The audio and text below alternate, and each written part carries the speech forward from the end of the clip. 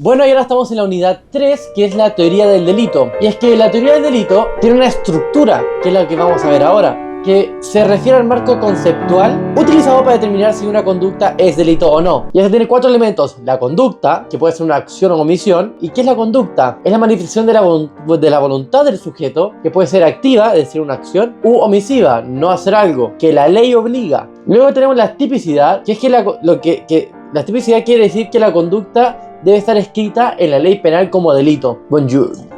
Y es que la tipicidad tiene la parte objetiva y la tipicidad subjetiva. La tipicidad objetiva básicamente es la relación entre el hecho y la descripción legal. En cambio, la tipicidad subjetiva ya estamos hablando de dolo o culpa. Y luego tenemos la antijuricidad, que es el tercer punto, que es que esta conducta debe ser contraria a derecho. Pero hay causas de justificación de la antijuricidad. La primera es la legítima defensa, luego tenemos el estado de necesidad y luego tenemos el ejercicio legítimo de derecho. Y es que si existe una causa de justificación, la conducta no es punible. Y por último tenemos la culpabilidad. Y esta es la relación entre el sujeto y el hecho antijurídico, en donde se evalúa si se puede reprochar la conducta al autor. Y es que por eso esta tiene elementos: la imputabilidad, que es la capacidad del autor para entender y querer; conciencia de la antijuricidad, es decir, que tiene conocimiento de que la conducta es ilegal; y la exigibilidad de otra conducta, en donde se analiza si es que el sujeto pudo actuar de manera distinta. Y bueno, ¿cuál es el concepto legal de delito? Este está en el artículo 1 del Código Penal. Voy a buscarlo. Es delito toda acción o omisión voluntaria penada por la ley. Las acciones u omisiones penadas por la ley se reputan siempre voluntarias, a no ser que conste lo contrario. El que se cometiere delito será responsable de él e incurrirá en la pena que la ley señale, aunque el mal recaiga sobre una persona distinta de aquella a quien se proponía ofender. Y eso es un tipo de error. Vamos a ver el error más adelante. En tal caso, no se tomarán en consideración las circunstancias no conocidas por el delincuente, que agravarían su responsabilidad, pero sí aquellas que la atenúen. Y bueno, partamos primero con la conducta. Y bueno, perdón, que lata tenés que recortar tanto. Y ahora vamos a ir viendo cada uno de los elementos: la conducta, la tipicidad, la antijuricidad y la culpabilidad. Sobre la conducta, tenemos el derecho penal del acto y el derecho penal del autor, donde el derecho penal del acto básicamente se centra exclusivamente en la conducta, donde básicamente solamente se castiga a la persona por lo que hace y no lo que es. Por ejemplo, una persona comete un robo, se analiza el acto en sí mismo, el hurto, y no si el autor tiene antecedentes o tendencias delictivas. Y luego tenemos el derecho penal del autor, en donde se centra en la personalidad, las características o estilo de vida del sujeto, más que en la conducta concreta, como por ejemplo castigar a alguien más severamente por ser considerado un delincuente habitual o por pertenecer a ciertos grupos sociales, aunque el acto en sí no sea grave. Y es que vamos a estar viendo la evolución de lo que se comprende por conducta. Tenemos el concepto causalista, donde el movimiento corporal es un movimiento corporal que influye en el mundo exterior, es puramente objetivo el causalista. Luego tenemos el concepto finalista, que básicamente es un comportamiento dominado, voluntario, dirigido hacia un fin. Luego tenemos el concepto social, que básicamente que las conductas van a ser aquellas que son socialmente relevantes. Y luego el concepto típico, que es el concepto de conducta reemplazado por la realización del tipo. Y es que ahora en sí vamos a ver la estructura de la teoría del delito. La conducta es el primer elemento dentro de la estructura del delito y puede entenderse como, y lo voy a leer textual, el acontecimiento exterior controlable por la voluntad de las personas. Entonces es que aquí tenemos un elemento interno y externo. Y esto quiere decir que no va a haber conducta cuando falta cualquiera de sus elementos o aspectos, los cuales son la ausencia de un aspecto externo y la ausencia de un aspecto interno, como puede ser una fuerza irresistible, movimientos reflejos y hay estados de inconsciencia. Voy a repetir lo que es la conducta. La conducta es el acontecimiento exterior controlable por la voluntad de la persona. Acontecimiento exterior controlable. El acontecimiento exterior quiere decir este aspecto externo, y controlable quiere decir este aspecto interno, donde no puede haber una fuerza irresistible, movimiento reflejo o estado de inconsciencia, porque ahí hay ausencia de comportamiento. Y es que luego vamos a tener la acto deliberado en causa, que es una estructura propia de la teoría del delito, en donde al momento en que se realiza el acto no hay conducta, sí la hay en un momento anterior, como por ejemplo cuando tomamos alcohol, luego hacemos cosas que claramente no controlamos, pero aquí actúa la acto deliberado en causa, ya que somos responsables por ello, porque anteriormente sí actuamos con control, decidimos tomar alcohol y luego, bueno, no sé, ojeamos la casa del tío, no sé. Ahora vamos a ver la tipicidad, y es que vamos a distinguir lo que es la tipicidad y tipo. La tipicidad, como dice aquí, es la adecuación de una conducta concreta hacia un determinado tipo penal, la descripción legal abstracta. Entonces básicamente el tipo penal es la descripción legal de una conducta específica que está prohibida por la ley penal. Y la tipicidad se refiere a la adecuación de una conducta concreta a un tipo penal determinado. Y es que la relación entre tipo y tipicidad es que para que una conducta sea penalmente relevante, debe cumplir con los requisitos de tipicidad. Es decir, debe encajar completamente en el tipo penal que la describe. Esto es clave. Si no existe concordancia entre ambos, no se configura el delito. Y es que el tipo penal tiene distintas funciones. Vamos a tener la función político-criminal, la función de garantía, la función motivadora de control social y la función sistemática. Y es que la función político-criminal es que el tipo penal es una herramienta del legislador para seleccionar conductas que deben ser penalizadas porque afectan gravemente un bien jurídico esencial. Es decir, esta función político-criminal actúa como un filtro valorativo inicial para determinar si estamos ante una infracción penal. Luego tenemos la función de garantía, donde básicamente el tipo penal materializa los principios de legalidad y taxatividad, que son fundamentales para la teoría del delito. Este básicamente garantiza a los ciudadanos que puedan conocer con claridad las conductas que están prohibidas y las consecuencias penales, asegurando así lo más importante de todo, bueno, no sé si es más importante de todo, pero la seguridad jurídica. Ay, me dieron un gas. Además, limita el poder punitivo del Estado, asegurando que solamente se sancionen conductas que se ajusten a lo que el tipo penal describe. Luego tenemos una función motivadora y control social, que dijimos, y es que básicamente el tipo penal establece una norma de conducta, donde básicamente prohíbe ciertos actos, y una norma de sanción, que amenaza básicamente con castigos, lo que básicamente motiva a los individuos a abstenerse a realizar esas conductas ilícitas. Y esto, la importancia de esto es que básicamente refuerza el control social, ya que básicamente las personas son incentivadas a seguir las normas para evitar consecuencias de la pena. Y por último tenemos la función sistemática, donde el tipo penal tiene una función dentro de la estructura de la teoría del delito, contribuyendo a organizar y categorizar los elementos del delito como la tipicidad, la antijuricidad, la culpabilidad. Básicamente, según la doctrina mayoritaria, la tipicidad de la conducta es un indicio de su antijuricidad, lo que permite hacer un análisis más complejo de la ilicitud de una conducta. Y es que ahora vamos a ver los elementos descriptivos y normativos, ya que al realizar la descripción del hecho asociado al tipo penal, se pueden utilizar elementos. Y acá tenemos el elemento descriptivo, que básicamente son aquellos que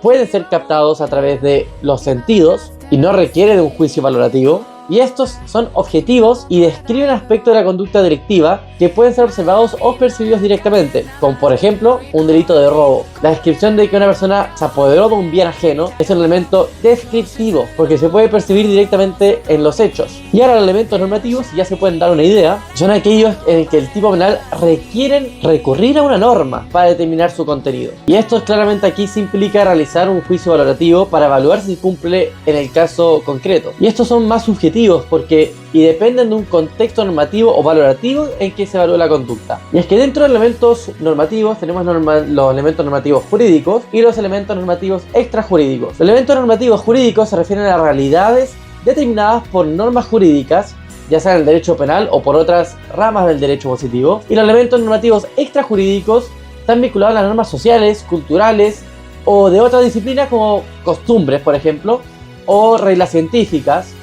Un ejemplo puede ser en un tipo penal que exige que la acción se realice con ánimo de lucro. El concepto de ánimo de lucro es un elemento normativo porque depende de una evaluación legal y del contexto en que se da. Y ahora vamos a ver, esto está interesante, las fases objetivas del tipo, que se refieren a los elementos del tipo penal y tienen un carácter objetivo y que corresponden a los hechos que deben ser verificados en el mundo exterior para determinar si la conducta de una persona encaja en un tipo penal. Estos elementos incluyen aspectos externos de la conducta que pueden ser observados sin necesidad de un juicio valorativo, y los principales elementos que componen la fase objetiva son la conducta, el sujeto activo, el sujeto pasivo, el objeto material, el objeto jurídico, las modalidades de comisión y aspectos circunstanciales. Vamos a ver todos. Respecto a la conducta, es que la conducta es el comportamiento humano expresado a través de su acción u omisión. La acción o la omisión debe estar descrita en la ley penal como un verbo rector que constituye el elemento sustancial del delito. Luego, el sujeto activo es la persona que realiza la conducta delictiva. Este sujeto puede ser genérico, es decir, cualquier persona,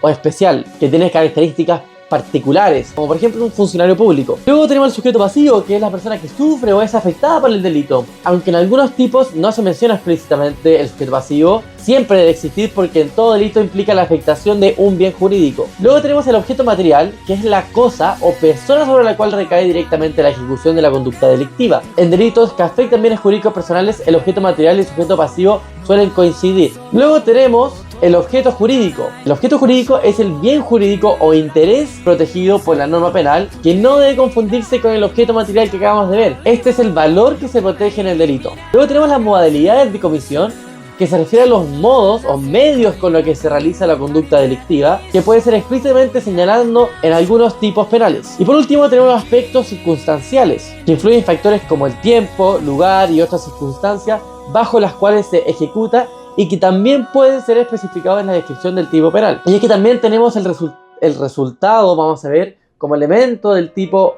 objetivo del tipo. Y el resultado como elemento objetivo surge en virtud de los delitos de resultado. ¿Y qué son los delitos de resultado? Bueno, los delitos de resultado son los tipos en que se hace una alusión a un cambio en el mundo exterior causado por la conducta inseparable de ella, que debe producirse para que el delito se entienda consumado. Entonces básicamente acá el resultado es un elemento esencial para que el delito se considere como consumado, y en donde se pide que la conducta del sujeto debe causar este resultado específico, debe ser una consecuencia directa. Y luego también tenemos la relación de causalidad, en donde muy similar consiste en el vínculo objetivo que ha de existir entre la actuación del autor y el resultado exigido por el tipo, en donde para determinar cuándo la conducta es causa de un resultado jurídico penal se requieren ciertos criterios, y acá vamos a tener distintas teorías: la teoría de la equivalencia de las condiciones, la teoría de la causa adecuada y la teoría de la condición ajustada a las leyes de la experiencia. Y es que en la teoría de la equivalencia de las condiciones, esta teoría sostiene que todas las condiciones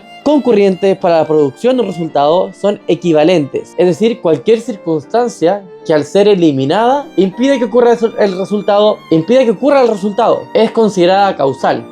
Por ejemplo, en un accidente de tráfico que tiene varias condiciones, como la velocidad, el clima o la falta de señales, todas estas contribuyen a que ocurra un accidente. Eliminando una de esas condiciones se evitaría el resultado. Esta básicamente, en palabras muy fáciles de entender, es que todas las condiciones que hay, como por ejemplo, como dijimos en el caso del clima, la velocidad, etc., contribuyen al resultado. Y todas tienen igual importancia. Es decir, si alguna de esas condiciones no hubiese estado presente, por ejemplo el clima, en vez de que estar lloviendo, no sé, de día, el resultado no habría ocurrido. Por ejemplo, el mismo ejemplo, imaginemos que hay un accidente de tráfico causado por varias cosas, como por ejemplo, el conductor iba a gran velocidad, había lluvia, la señal de stop estaba rota también. Según la teoría de equivalencia de las condiciones, todas estas condiciones que acabo de mencionar son importantes para el resultado, y si cualquiera de ellas hubiese sido diferente, el accidente no hubiera ocurrido. Por ejemplo, si el conductor no hubiera ido tan rápido, tal vez no se hubiera accidentado, o si no hubiese llovido, tal vez hubiera tenido mejor visibilidad y habría podido frenar a tiempo, o también si la señal de stop hubiese estado en buen estado, el conductor habría podido detenerse a tiempo, etc. Y luego tenemos la teoría de la causa adecuada, donde básicamente se centra en identificar cuál es la acción que tiene la capacidad de producir este resultado, basándose en la experiencia general. Es decir, lo que se pregunta acá es: ¿es esta acción adecuada para causar el resultado que ocurrió? En donde, a diferencia de la teoría de la equivalencia de las condiciones, en vez de ver todas las condiciones como equivalentes que contribuyen al resultado, esta teoría dice que solo se debe considerar la acción principal, que según la experiencia común tiene una alta probabilidad de causar el resultado. Por ejemplo, imaginemos que alguien dispara a otra persona con un arma y esta persona muere como consecuencia del disparo. Según la teoría de la causa adecuada, el disparo es una acción que, según nuestra experiencia, es adecuada para causar la muerte. Esto básicamente significa que si la persona disparó y la víctima murió, el disparo se considera como la causa adecuada del resultado, porque sabemos que un disparo generalmente tiene una alta probabilidad de causar una consecuencia de muerte. Por otro lado, por ejemplo, si alguien lanza una piedra al aire en un lugar lleno de gente y una persona muere, aunque el lanzamiento de la piedra contribuyó al resultado, es decir, que se muriera la persona, no se considera como una causa adecuada, porque no se espera que una piedra lanzada al aire cause directamente una muerte. Así que se podría decir que la causa adecuada del resultado es un desplazamiento más concreto o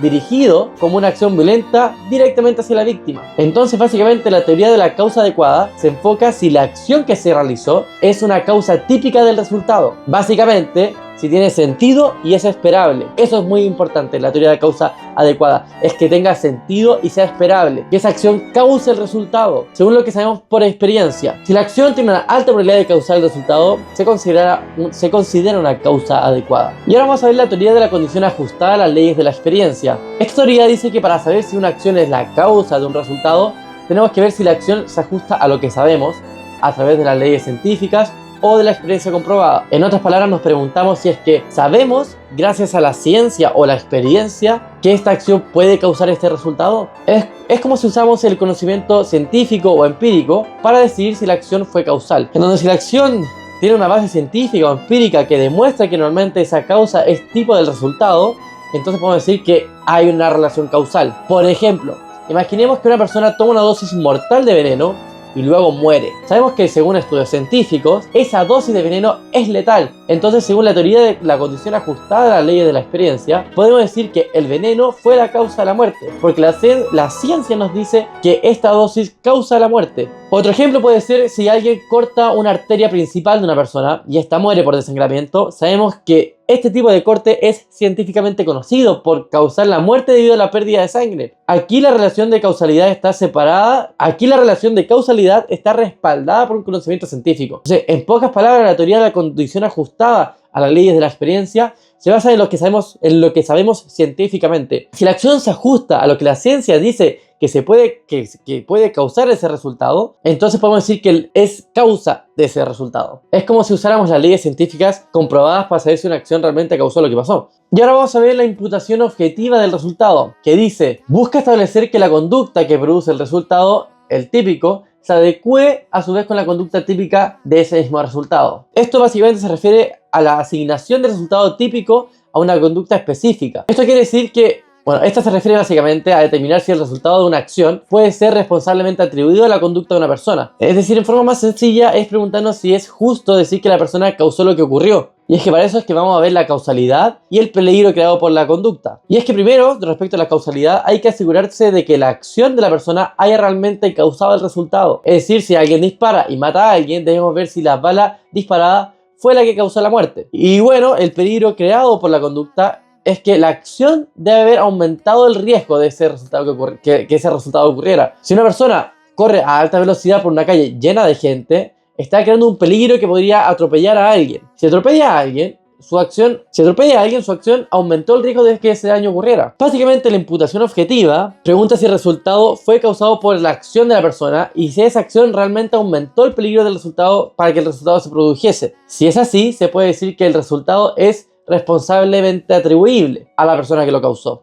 Y es que luego ahora tenemos la imputación del comportamiento, en donde básicamente se debe analizar si la acción realizada por el sujeto creó un riesgo que según el derecho penal se considera peligroso o lesivo. ¿Y cómo se evalúa? Bueno, se considera que una conducta crea un riesgo típicamente relevante si un observador normal, con conocimiento de las circunstancias, puede prever razonablemente que esa acción provocara un resultado típicamente penado. Y es que cuando estamos hablando de la imputación del comportamiento, estamos tratando de entender si la acción de la persona realmente creó un riesgo o un peligro que está penalmente prohibido. La acción de esta persona generó un riesgo que puede ser considerado peligroso o dañino según la ley. Y es que, por ejemplo, un conductor va a gran velocidad en una autopista vacía. Aunque está creando un riesgo, es un riesgo tolerable, porque en ese contexto conducir rápido no necesariamente es poner peligro a otras personas, porque no hay nadie. O también, ahora si esa misma persona que va a gran velocidad por una calle con mucha gente, está creando ahí un riesgo inaceptable, porque aquí puede atropellar a alguien. Aquí el comportamiento del conductor aumentó el riesgo de un daño que la ley penaliza. Básicamente, entonces, la imputación del comportamiento se pregunta si la persona creó un riesgo que es peligrosamente relevante para la sociedad y si su acción puede ser considerada como un comportamiento dañino. Ahora bien, se han desarrollado instituciones con las cuales se pretenden sistematizar los supuestos en que no se puede realizar la imputación del comportamiento, donde no aplica la imputación del comportamiento, aunque dicha conducta represente la creación de un riesgo típicamente relevante. Y es que bueno, continuando con la imputación del comportamiento, vamos a ver las instituciones en donde no se puede realizar la imputación del comportamiento, aunque la conducta represente la creación de un riesgo típicamente relevante, que puede, aquí vamos a encontrarnos 1, al riesgo permitido, 2, el principio de confianza, 3, el principio de regreso, Y 4, la imputación de la víctima. Respecto al primero, el riesgo permitido, quizás se pregunten qué es el riesgo permitido. Y bueno, es que básicamente no todo riesgo es penalmente relevante, porque hay situaciones en las que los riesgos son aceptados o tolerados por la sociedad. Como por ejemplo, cuando un cirujano realiza una operación complicada, aún existe el riesgo, la sociedad lo acepta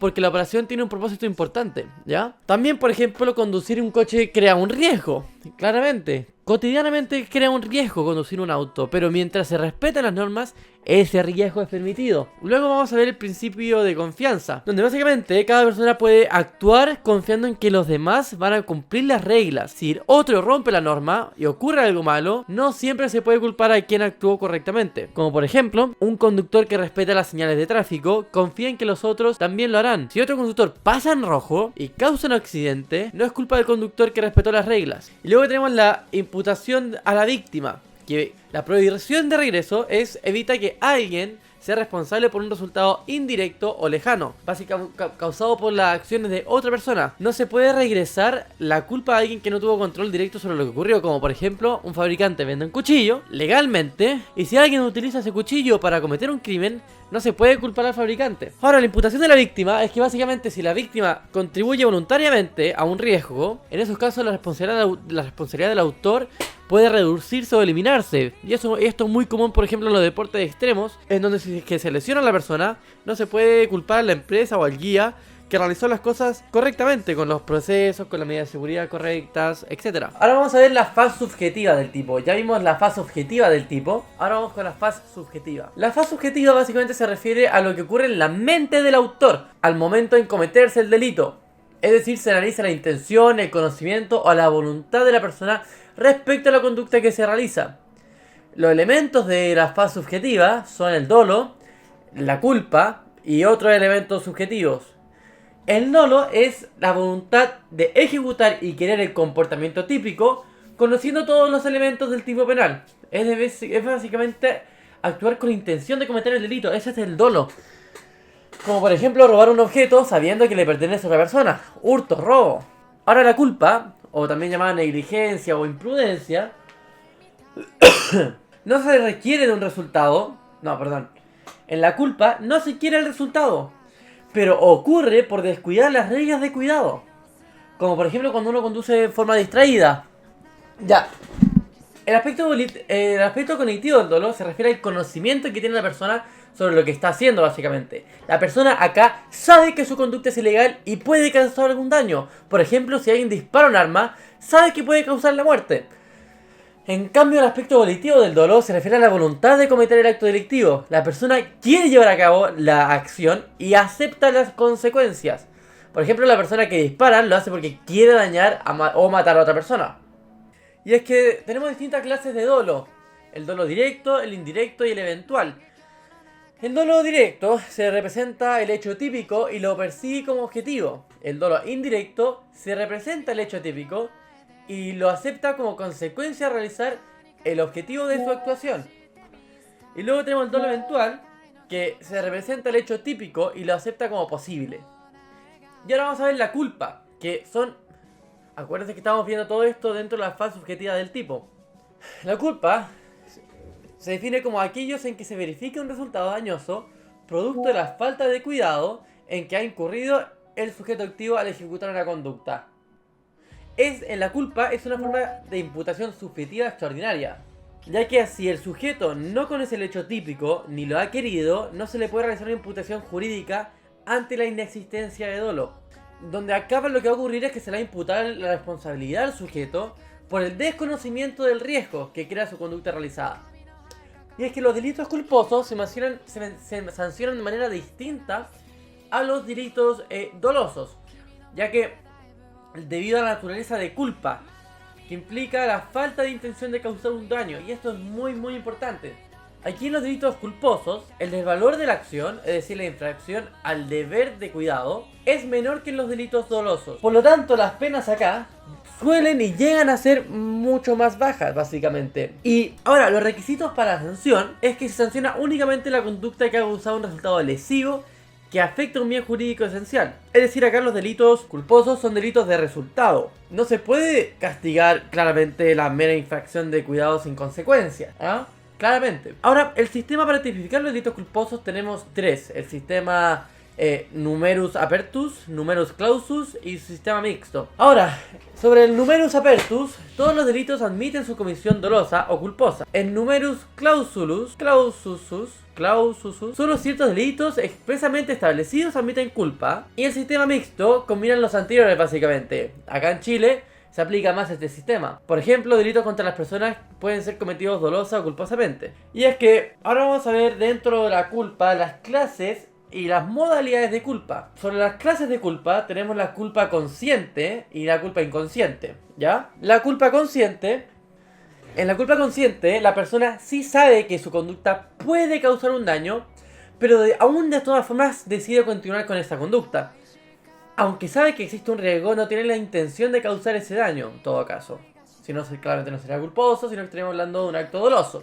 Es una culpa más grave porque la persona tiene la capacidad de prever el daño pero actúa de todos modos. Ahora tenemos la culpa inconsciente o culpa sin previsión. Aquí la persona básicamente es hueona y no se da cuenta del peligro o del daño que puede causar su comportamiento, aunque la persona promedio sí lo haría. Acá es una forma más leve de culpa, por esto que tenemos una hueonao, porque la persona acá no tiene la intención de dañar, ni siquiera sabe que hay un riesgo. Y ahora vamos a ver las modalidades de culpa, donde básicamente tenemos la imprudencia, la negligencia y la inobservancia de los deberes de cuidado. Sobre la imprudencia es cuando alguien actúa sin precaución, desconsiderando el riesgo que implica su acción.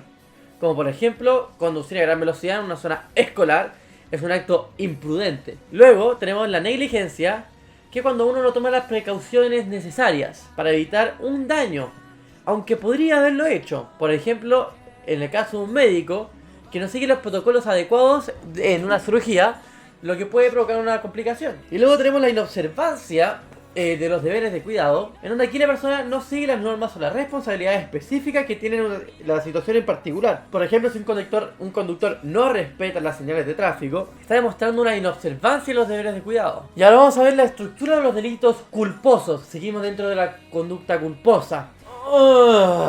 Y es que la estructura, y es que aquí mismo vamos a tener la tipicidad objetiva y la tipicidad subjetiva.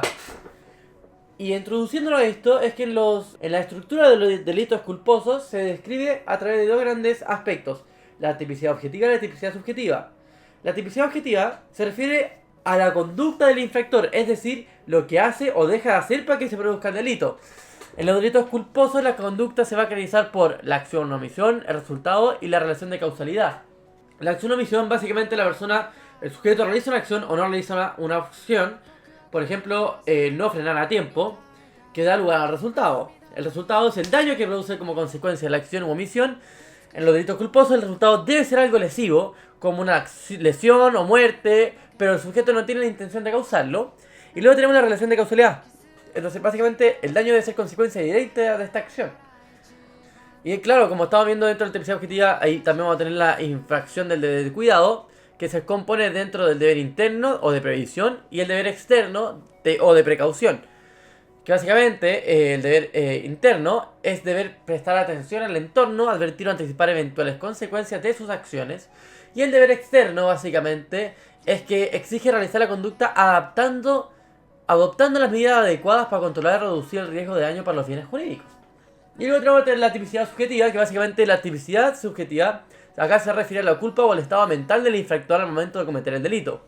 Acá básicamente se analiza el grado de negligencia o de imprudencia con el que actúa la persona.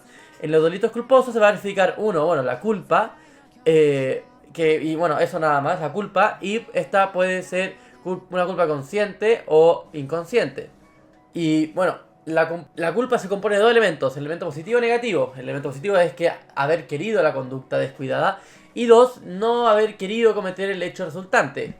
El elemento negativo es ese. Por otro lado, sobre la conducta hay dos aspectos también, esos son los elementos. Ahora vamos a ver los aspectos de la conducta. Tenemos el aspecto cognitivo y aspecto volitivo. El aspecto cognitivo básicamente es que el sujeto pueda prever el resultado de lo que hace. Y el aspecto volitivo es que no se evite el resultado pudiendo evitarlo. Pero continuando, vamos a ver ahora la ausencia de tipicidad, en donde básicamente se refiere a aquellos casos donde no se puede considerar el hecho como delito porque no cumple con los requisitos establecidos por la ley para ser tipificado como tal. Esto puede ocurrir en diversas razones y se divide en la atipicidad objetiva y la atipicidad subjetiva. La atipicidad objetiva es la inadecuación de los aspectos objetivos, claramente.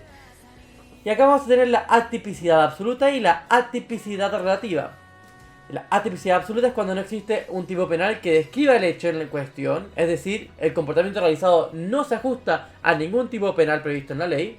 Y luego tenemos la atipicidad relativa, donde se presenta cuando falta algunos de los elementos objetivos que el tipo penal exige para que la conducta sea considerada como delito. Como por ejemplo, si no se produce el resultado esperado o si el resultado es irrelevante para el tipo. Luego tenemos la atipicidad subjetiva, que ocurre cuando una persona realiza una conducta que objetivamente cumple con los requisitos del típicos del delito, pero le falta el elemento subjetivo, es decir, el autor no actúa con dolo ni con culpa. Un ejemplo es el caso fortuito, claramente. Y ahora vamos con la ausencia del elemento cognitivo en el contexto de un error de tipo. El error de tipo ocurre cuando el autor tiene una ignorancia o equivocación respecto a la realidad de los hechos, por ende, respecto de algunos elementos objetivos del delito. Esto significa que la persona no percibe correctamente la situación en la que se encuentra, lo que lo excluye de dolo. Y es que aquí tenemos distintos tipos de error. El error inevitable, o también llamado error inexcusable, donde este error se presenta cuando el autor no pudo prevenir ni siquiera al ejercer el debido cuidado a la situación real en que se encontraba. Y el efecto de este error inevitable es que el error elimina tanto el dolo como la culpa. Luego tenemos el error evitable, que básicamente, o también llamado error excusable, donde este error ocurre cuando el autor pudo haber evitado el error si hubiese actuado con mayor diligencia, es decir, si hubiese prestado más atención o cuidado.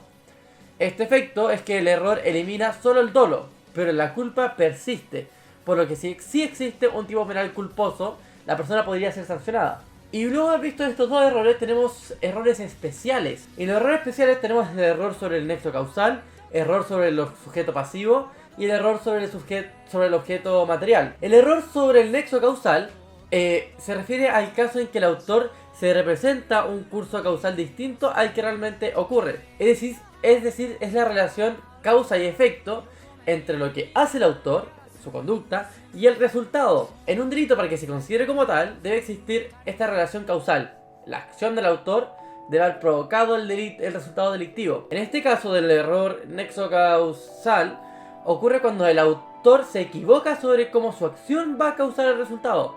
Es decir, cree que su acción va a generar un resultado específico, pero en realidad genera un resultado diferente. Como por ejemplo, imaginemos que alguien lanza una piedra a una ventana pensando que va a romperla, pero en realidad la piedra golpea a una persona y la hiere. Acá el autor pensaba que la piedra iba a romper la ventana, pero en realidad lo que causó fue que lesionó a una persona. En este caso el error sobre el nexo causal no excluye el dolo, porque el resultado de la lesión es lo suficientemente grave como para ser considerado un delito, aunque no fue el resultado esperado. Y ahora vamos a ver el error sobre el sujeto pasivo. Bueno, el sujeto pasivo, como ya sabemos anteriormente, es la persona que sufre el daño o el efecto de la conducta delictiva, es decir, es la víctima del delito. Acá el error sobre el sujeto pasivo es que ocurre muy sencillo, es que la persona, el autor, se equivoca sobre la identidad de la víctima. Ahora sobre el error sobre el sujeto material. El sujeto material es el objeto o bien que es dañado o afectado por la conducta del autor. Es decir, es el bien jurídico protegido. Y el error sobre el sujeto material ocurre cuando el autor cree que está cometiendo el delito sobre un objeto específico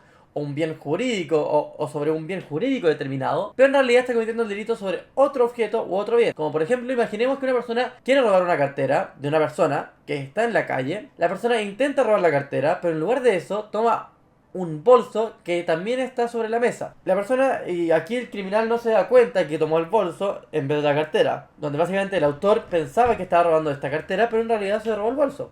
Ahora vamos a ver la clasificación de los tipos. Primero tenemos según, la naturaleza de la conducta. Luego tenemos según la descripción de las conductas. Tercero tenemos según el aspecto temporal de su configuración. Cuarto, según el resultado. Quinto, según la afectación. Sexto, según el sujeto activo. Séptimo, según su elemento subjetivo. Octavo, según las exigencias del elemento subjetivo. Noveno, según su relación con otros tipos. Y 10º, según la acción que dan para su persecución. Y ahora vamos a ver viendo cada uno. Y es que, según la naturaleza de la conducta, tenemos los delitos de acción y los delitos de omisión. Los delitos de acción son aquellos que se consuman con una acción activa del sujeto. Los delitos de omisión son aquellos que se consuman por la falta de acción o por no cumplir con un deber específico. Y dentro de los delitos de omisión hay varias subcategorías. Tenemos los delitos de omisión propia, los delitos de omisión impropia, lo de omisión pura y lo de comisión por omisión. Los delitos de omisión propia la omisión está expresamente descrita en la ley. La omisión impropia no se describe directamente una omisión, pero la conducta admite tanto acción como omisión. La omisión pura luego es que el delito se consuma con el simple hecho de no realizar la conducta, independiente del resultado. Y luego la comisión por omisión es el delito que se consuma cuando no se realiza la conducta que produce el resultado previo por la norma. La comisión por omisión es que el delito se consuma cuando no se realiza la conducta que produce el resultado previsto por la norma. Según punto 2, según la descripción de las conductas, tenemos los delitos simples y los delitos compuestos. Los delitos simples son aquellos que se refieren a aquellos delitos cuya tipificación es directa y no requiere de otro elemento adicional. Los delitos compuestos involucran varias acciones o elementos combinados, como los delitos donde se necesitan más de un acto para completarlo. Luego, tercer punto, según cuando ocurre el delito, tenemos los delitos instantáneos, los delitos permanentes y los delitos habituales. Los delitos instantáneos son aquellos que se cometen en un solo momento, como por ejemplo un robo. Luego tenemos los delitos permanentes, que el delito sigue ocurriendo durante un tiempo, como por ejemplo cuando secuestra a alguien. Y luego tenemos los delitos habituales, que son delitos que se repiten constantemente, como por ejemplo la venta de drogas. De hecho está regulado creo que en la ley 20.000. Luego, según el resultado que causa, tenemos los delitos de resultado y los delitos de mera actividad. Los de resultado necesitan que ocurra un daño o un resultado específico, básicamente, como por ejemplo una persona herida. En cambio, los delitos de mera actividad son aquellos que se cometen por hacer una acción, aunque no cause un daño, como por ejemplo conducir sin licencia. Luego, según lo que afecta, punto 5, tenemos los delitos de lesión y los delitos de peligro. Los delitos de lesión causan un daño a algo, como a la salud o a la propiedad de alguien. En cambio, los delitos de peligro no siempre causan un daño, pero crean un riesgo de que alguien sufra un daño. Luego, el número 6, según quien comete el delito, hay delitos comunes y delitos especiales. Los delitos comunes pueden ser realizados por cualquier persona y los delitos especiales solamente por ciertas personas, como por ejemplo un funcionario público. Luego, séptimo, según la intención del delincuente, hay delitos dolosos, culposos y delitos preintencionales. Del delito culposo y doloso me lo voy a saltar porque es muy obvio. Y el delito preintencionales que se cometen con una intención, pero el daño causado es más grave de lo que se pretendía. Número 8, según lo que esperaba el delincuente, tenemos los delitos de tendencia y delitos de intención. Los delitos de tendencia, el delincuente tiene un motivo o intención especial para cometer el delito. Los delitos de intención es que el delincuente comete el delito con un propósito claro. Número 9, según la relación con otros tipos de delitos, tenemos delitos calificados, delitos privilegiados y delitos autónomos. Los delitos calificados son delitos más graves que tienen circunstancias especiales que lo agravan. Luego los delitos privilegiados son delitos con un trato más suave debido a las circunstancias que lo hacen menos graves. Luego tenemos los delitos autónomos, que son delitos que no dependen de otros para ser considerados como tales. Y luego tenemos, décimo, según cómo se persigue el delito, tenemos delitos de acción, que se persigue por acción pública, privada o mixta, dependiendo de quién inicia el proceso legal. Y bueno, es que continuando con la materia, ahora vamos a ver la antijuricidad, muy importante.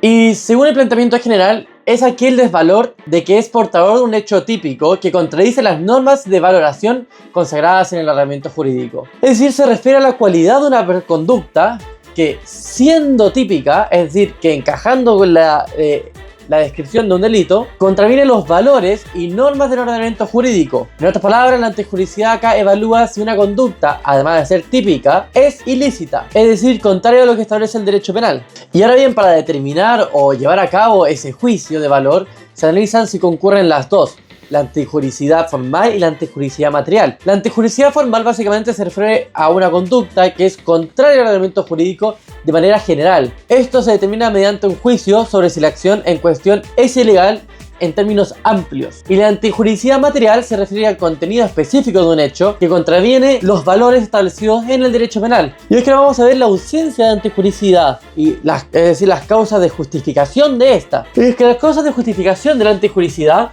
son aquellas circunstancias, como dice expresamente, que excluyen la antijuricidad de una conducta que puede subsumirse en un tipo legal, siendo debido a que hay una norma jurídica permisiva, que valora dicha situación jurídica y las permite. Es decir, a pesar de que la conducta sea típica, puede no ser antijurídica si existen causas de justificación. Estas causas son circunstancias que permiten que la conducta, aunque típica, sea legalmente permitida, como por ejemplo acá vamos a incluir la legítima defensa, el estado de necesidad y el cumplimiento de un deber. Y es que los efectos de las causas de justificación en el derecho penal, específicamente en la antijuricidad, son importantes porque excluyen la antijuricidad de una conducta. Y es que esto va a tener efectos. Vamos a tener el primer efecto, que elimina la antijuricidad, como dijimos. El segundo, que es impedir la configuración del delito. El tercero, que elimina la imputación personal al autor. Y el cuarto, que es la exclusión de participación en el delito. Y es que los efectos de la antijuricidad es, primero, la eliminación de la antijuricidad. Y segundo, una conducta no culpable. Coño, eso no es muy importante. Y es que, según las causas de justificación, tienen dos aspectos importantes que deben de analizarse: el objetivo y el subjetivo. El aspecto objetivo es que se refiere a los presupuestos fácticos que deben estar presentes para que una conducta sea justificada. Es decir, se requiere que existan circunstancias objetivas específicas que permitan que la conducta típica, aunque pueda ser ilícita en un principio, sea permitida por la ley bajo ciertas condiciones. Por ejemplo, en una legítima defensa debe existir una agresión ilegítima y una reacción proporcional. El aspecto subjetivo se refiere al conocimiento que tiene el autor sobre los elementos objetivos de la causa de justificación. Esto significa básicamente que el autor debe ser consciente de que está actuando en una situación en que la conducta está justificada. Además, que en la mayoría de los casos la doctrina exige que el autor quiera realizar la conducta con intención de actuar de acuerdo con la justificación legal, por ejemplo, defenderse. Y ahora vamos a ver el consentimiento, que se trata como una causa de justificación que elimina la antijuricidad de una conducta, lo que significa que una acción típica, que en principio sería ilícita, no lo es si es que cuenta con un consentimiento válido de la persona afectada. Y es que el consentimiento lo podemos definir, y leyendo textualmente, como la aceptación o autorización otorgada de forma libre y consciente por el titular de un bien jurídico disponible para la ejecución de una conducta típica que lesiona o pone en peligro dicho bien. Y es que el consentimiento tiene ciertos requisitos. Uno, la disponibilidad del bien jurídico, es decir, que el bien jurídico debe ser disponible por la persona afectada. Esto significa que solo puede consentir sobre cuyos bienes depende exclusivamente de él, no sobre aquellos que también involucran un interés general o de la comunidad o un tercero. Segundo, libertad de conciencia y capacidad del sujeto. El consentimiento acá debe ser prestado de manera libre, es decir, sin coacción y con conciencia y capacidad de entender lo que está autorizando. La capacidad no se refiere a la capacidad civil, sino a la comprensión de las consecuencias de la autorización. Tercero, la interioridad al acto. El consentimiento debe otorgarse antes de que se ejecute la acción que puede causar daño. Si se da después del hecho, no sería consentimiento, sino un perdón, que solo tiene efectos en delitos de acción privada. Y ahora, viendo los ámbitos de aplicación, es que el consentimiento puede ser tanto expreso, es decir, verbal o escrito, como tácito, es decir, deducido de la actividad o actitud del comportamiento del afectado. Además, el consentimiento puede ser otorgado por el titular del bien jurídico o por su representante legítimo. Y ahora, los efectos del consentimiento es que cuando una persona consiente en una acción que normalmente sería ilícita, como por ejemplo en daños de daños materiales, se elimina la antijuricidad y por lo tanto la conducta no se considera el delito. En este efecto de justificación solo ocurre que el bien jurídico afectado es efectivamente disponible para el titular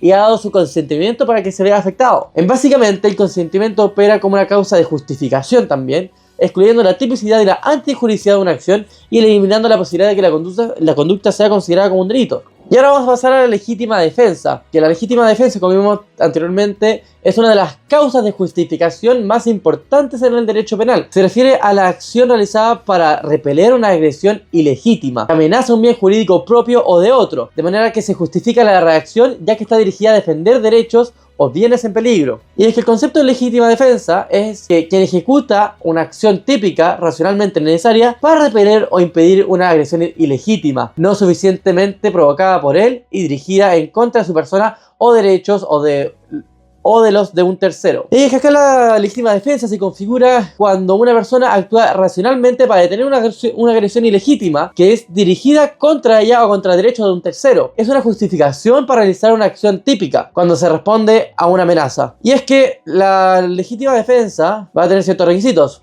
una agresión ilegítima, una reacción proporcional y necesaria, bienes defendibles y una proporcionalidad. Y es que los bienes defendibles en general son toda clase de bienes jurídicos que pueden ser defendidos lícitamente, porque la ley, estos bienes defendibles pueden ser, por ejemplo, la vida, la integridad física, la propiedad u otros derechos fundamentales. Y es que luego pasamos a las restricciones ético-sociales. que son principios adicionales, más allá de la ley, que guían el uso de la legítima defensa en situaciones extremas. Estas restricciones tienen como fin o objeto evitar una reacción desproporcionada o innecesaria en situaciones de defensa, asegurando que la respuesta de esta sea razonable y proporcional a la amenaza. Y es que las principales restricciones ético-sociales tenemos la proporcionalidad y la subsidiariedad. La proporcionalidad es que, aunque no está expresado explícitamente en la ley, se acepta que debe haber una relación proporcional entre el daño que causa el agresor y el bien que se está defendiendo. No se justifica usar una fuerza excesiva, como en el caso de defender la propiedad a costa de la vida del agresor. Este principio busca mantener una solidaridad mínima en la vida social y la dignidad humana. En cambio, la subsidiariedad, esta restricción señala que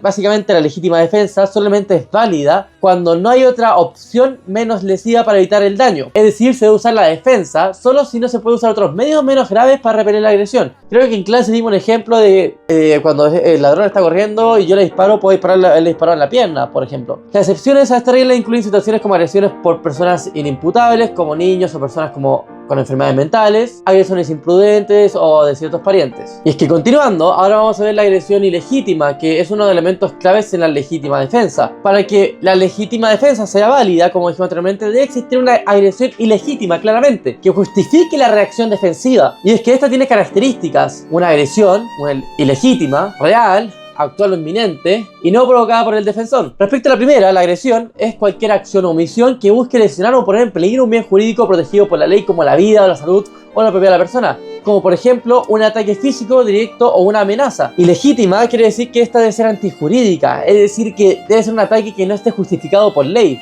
No puede ser un acto permitido o autorizado, como en el caso de un ataque legítimo por parte de un agente de la ley, como en el caso de un carabinero. Por ejemplo, si alguien me ataca sin provocación, eso es ilegítimo. Ahora, que sea real es que la agresión no debe ser imaginaria o aparente. Si la agresión no está ocurriendo realmente, no se puede invocar la legítima defensa. Por ejemplo, si alguien cree que lo están atacando, pero en realidad no es así, y no lo están atacando, entonces no estaría justificado defenderse. Ahora, que sea actual o inminente es que la agresión debe ser actual, o sea, ya está ocurriendo, o que sea inminente, que esté a punto de ocurrir. Por eso es que la justificación de la defensa, si la agresión es en el futuro o ya ha cesado, no tiene sentido, no se justifica. Por ejemplo, defenderse cuando el ataque está sucediendo o está a punto de suceder, eso está bien, pero cuando no ha pasado y no sabes nada, y bueno, porque sí, no se justifica. Luego tenemos que no ha sido suficientemente provocada por el defensor. Esto quiere decir que la agresión no debe ser provocada o de manera significativa por el defensor. Si la persona que se defiende ha provocado excesivamente la agresión, la legítima defensa no se justifica. Por ejemplo, si provocas a alguien y luego te defiendes cuando te atacan, tu reacción puede que no esté justificada porque lo provocaste. Luego, continuando, tenemos una reacción defensiva, que es fundamental para la legítima defensa, en donde se refiere a la respuesta de la persona que está siendo agredida para repeler la agresión ilegítima que está sufriendo. Pero para que esta reacción sea justificada, tiene que cumplir con una serie de requisitos. 1. Una necesidad racional. 2. La existencia de opciones. Y 3. Proporcionalidad. La necesidad racional quiere decir que la reacción debe ser racionalmente necesaria para repeler la agresión. Eso significa que la persona debe elegir el medio más adecuado para defenderse sin utilizar más fuerza de la que está estrictamente necesaria. Y esto tiene mucha relación con el segundo punto, de existencia de más opciones, en donde básicamente si existen varias opciones visibles para defenderse, se debe elegir la que cause menos daño a los bienes jurídicos del agresor. Por ejemplo, usar la menor fuerza posible. Y la proporcionalidad, bueno, es obvia. Y es que vamos ahora a continuar con las clases de legítima defensa que están en el artículo 10 del Código Penal, que tenemos la legítima defensa propia, la legítima defensa de parientes y la legítima defensa de extraños. Y es que la legítima defensa propia, regulada en numeral 4, es la defensa contra una agresión ilegítima que se dirige contra la persona o del defensor o sus bienes. Luego, la legítima defensa de parientes, en el numeral 5, se puede defender a familiares cercanos como hijos, padres, los cónyuges. Y el tercer punto, que es la legítima defensa de extraños, que es el numeral 6, es que la defensa de personas ajenas a la familia es permitido, pero solo si no se está motivado por venganza u otros motivos ilegítimos. Es decir, que tú ataques al agresor no como forma de venganza, sino sería como súper estratégica esta wea. Y es que continuando con la legítima defensa, nos encontramos con la legítima defensa privilegiada, que es una forma especial de defensa que se aplica en situaciones específicas, que está reconocida por la ley en el artículo 10, numeral 6 del Código Penal. Y se consideran los casos privilegiados cuando 1. Hay un rechazo de escalamiento, 2. Impedir un delito, y 3. Realizar funciones de orden público y seguridad exterior. El primer punto sobre el rechazo de escalamiento, la persona está defendiendo su hogar o propiedades contra una amenaza escalonada, como el aumento de violencia o peligro. Esto se refiere a una situación donde básicamente la defensa se justifica porque la agresión se está intensificando o aumentando en gravedad. Luego, sobre impedir un delito, es cuando alguien interviene para detener un delito que está ocurriendo, como evitar un robo o una agresión. El tercero, sobre las funciones de orden público y seguridad exterior, es que en las situaciones donde los agentes del orden, como son los carabineros o las fuerzas especiales de seguridad o fuerzas de seguridad, están defendiendo la seguridad pública o el orden social. Y es que ahora pasamos al estado de necesidad justificante. Y es que es una causa de justificación en el derecho penal que permite a una persona que realice una conducta ilícita si lo hace para evitar un mal mayor. En otras palabras, alguien puede hacer algo que normalmente sería considerado delito si esta acción es necesaria para evitar un daño más grave. Pero esto tiene ciertos requisitos, que son 1. La situación de necesidad. 2. Causación de un mal menor que el que se evita. 3. Inexistencia de otro medio practicable y menos perjudicial para evitar el mal mayor. Y 4. El sacrificio del bien no puede ser razonablemente exigido. Bandoleiro. Respecto al primer requisito sobre la situación de necesidad, es que debe existir un peligro real e inminente que afecte un bien jurídico como la vida o la propiedad. Este peligro debe ser inminente o estar ocurriendo en el momento. Respecto al mal menor, es que la acción que se realiza debe causar un daño menor que el que se estaría evitando. Es decir, no se justifica causar un daño más grave para evitar uno menor. Lógicamente, sería estúpido. El tercer punto es que no haya otro medio menos perjudicial. Es decir, la persona debe actuar de esta manera porque no hay otra opción menos perjudicial para evitar el daño mayor. Y cuarto, el sacrificio del bien no puede ser razonablemente exigido. Esto está en el artículo 10, numeral 11, donde básicamente el bien afectado no debe ser algo que la ley considera más importante que la vida o seguridad de las personas involucradas en la situación de necesidad. Ahora vamos a pasar sobre el ejercicio legítimo de derecho. El ejercicio legítimo de derecho es una causa de justificación que básicamente se refiere a la acción de realizar una conducta típica, pero que está autorizada por la ley. Pero para que esté justificado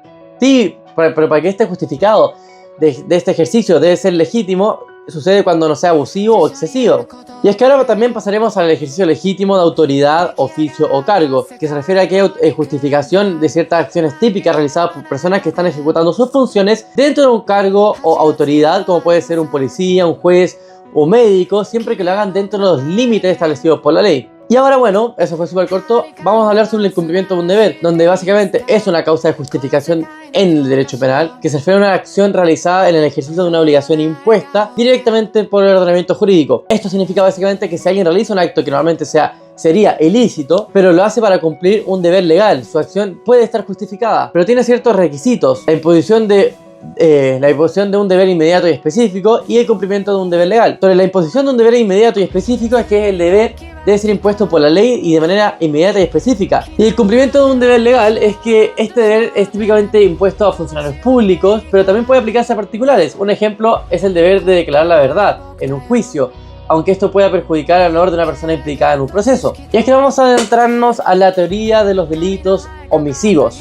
Y es que la teoría de los delitos omisivos trata sobre los delitos cometidos por no hacer algo que la ley exige. Es decir, no siempre un delito se comete por una acción, sino que también puede ser por omisión, que es el no hacer algo cuando se tiene la obligación de hacerlo. Y vamos a tener una clasificación de delitos omisivos: los delitos de omisión propia y los delitos de omisión impropia. Los delitos de omisión propia son aquellos donde la ley exige realizar una acción específica y si no se cumple, se cometería un delito. Como por ejemplo si un conductor no para en un semáforo rojo y causa un accidente, ahí sería cometer una omisión propia, un delito de omisión propia, porque la ley dice que no hagas eso, no actuó cuando debía en este caso. Y los delitos de omisión impropia, o también llamados comisión por omisión, es que la persona tiene la obligación de evitar el daño aunque no haya una acción específica que deba realizar. Por ejemplo, si un adulto no ayuda a un niño que está en peligro y como resultado el niño se muere, el adulto está cometiendo un delito de omisión impropia o también comisión por omisión. Y es que según la relevancia del resultado material tenemos la omisión pura y la comisión por omisión, donde la omisión pura es que solamente se debe imponer un deber de actuar, de modo que sanciona el mero hecho de no realizar las conductas. Claro, borremos eso. Hacemos de nuevo, yo creo, ¿no? Perdón. Y es que aquí vamos a tener la clasificación de los delitos de omisión. La primera, según la formulación del tipo penal. Y la segunda, según la relevancia del resultado material. Respecto a la primera, según la formulación del tipo penal, tenemos los delitos omisivos propios y los delitos omisivos impropios. Los delitos omisivos propios son aquellos donde la ley exige una acción específica para evitar un resultado. Si la persona no realiza la acción requerida, comete un delito. Como por ejemplo en el caso de un conductor que no se detiene su vehículo a pesar de que el semáforo está en rojo y causa un accidente. El tipo penal establece que debe detenerse y no hacerlo es un delito. Luego tenemos los delitos de omisión impropios, que aquí la omisión de una acción se considera equivalente a una acción delictiva. Es decir, la omisión es tan grave como si la persona hubiese realizado una acción prohibida. Por ejemplo, si un adulto ve a un niño en peligro de ahogarse y no lo salva, esa omisión, ese no actuar, se considera equivalente a causar un daño directo como si hubiese causado el daño, como si él mismo lo hubiera matado. Y luego, segundo punto, según la relevancia del resultado material, tenemos los delitos de omisión en sentido estricto y los delitos de omisión con resultado material. Los delitos de omisión en sentido estricto son aquellos donde la omisión no tiene un resultado material, necesariamente. La omisión en estos casos es penalizada simplemente porque no actuó cuando tenía la obligación de hacerlo, pero no es necesario que haya producido un resultado. Por ejemplo, un padre que no alimenta a su hijo y como resultado el niño no se alimenta, podría incurrir en un delito de omisión aunque no haya causado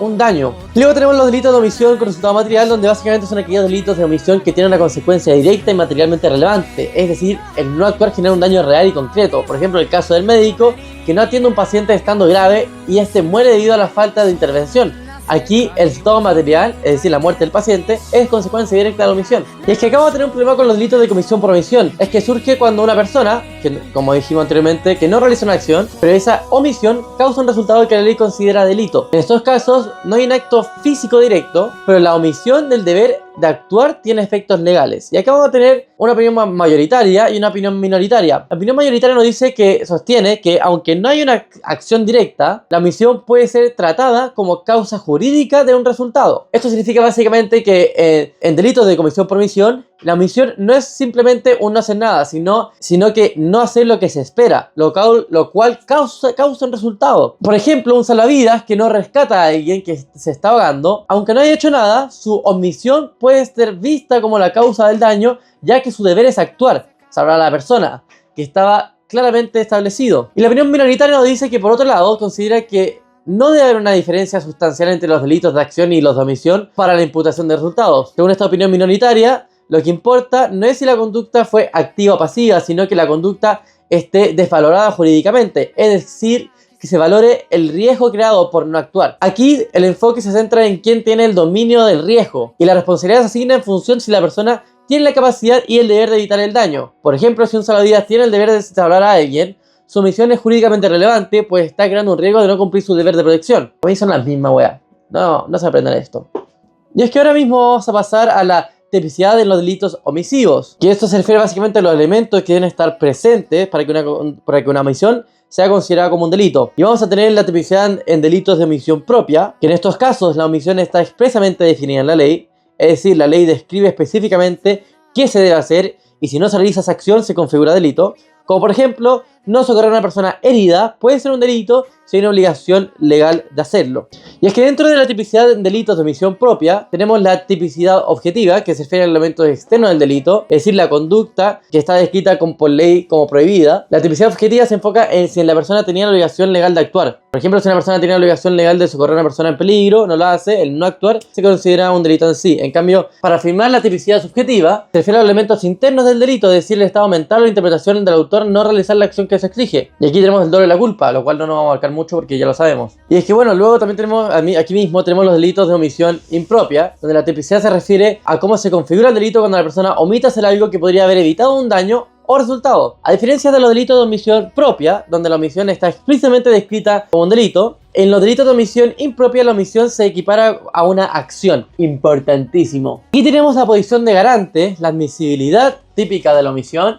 Tercero, la evitabilidad e imputación objetiva del resultado típico. Y la tipicidad subjetiva en delitos de omisión impropia. Y es que yendo uno por uno sobre la posición de garante, en los delitos de omisión impropia, para que se configure el delito, debe existir un deber jurídico especial que impone la obligación de evitar el resultado. Este deber puede provenir de distintas fuentes, que son las siguientes: de la ley, del contrato, de ciertas situaciones de hecho y esas. Y respecto de la ley, es que básicamente en la posición de garante, la persona que tiene la posición de garante propiamente tal es aquella que por su rol, relación o situación tiene la obligación de evitar que el daño ocurra o el resultado. Las fuentes, como estábamos diciendo, de la posición de garante pueden ser por la ley, por el contrato, relaciones familiares o autoridad pública, en pocas palabras. Sobre la ley es cuando la ley dice que alguien tiene la obligación de actuar, como por ejemplo un médico que debe atender a un paciente. En el contrato es cuando alguien tiene un compromiso contractual de acudir a algo o a alguien como un guardián o un niñero. Sobre las relaciones familiares, por ejemplo, luego el tercer punto, las relaciones familiares, un padre tiene la obligación de cuidar a su hijo, por lo que si no lo hace se considera que está incumpliendo su deber. Y el cuarto, sobre la autoridad pública, es que las autoridades como los policías tienen la obligación de intervenir en situaciones de peligro. Y es que aquí vamos a tener autores como Roxin que dicen que las posiciones de garante es clave para saber cuándo una omisión se convierte en un delito, ya que implica un deber específico de actuar en ciertas circunstancias.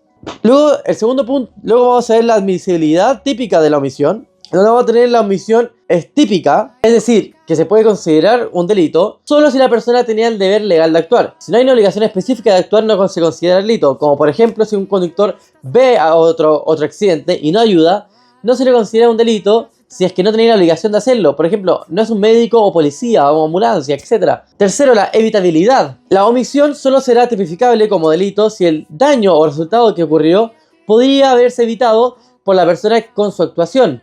Si el daño era inevitable, no se considera un delito. Como por ejemplo, si una persona ve a un niño que se ahoga y no hace nada, su omisión sí es un delito. Sí pudiese haberse evitado.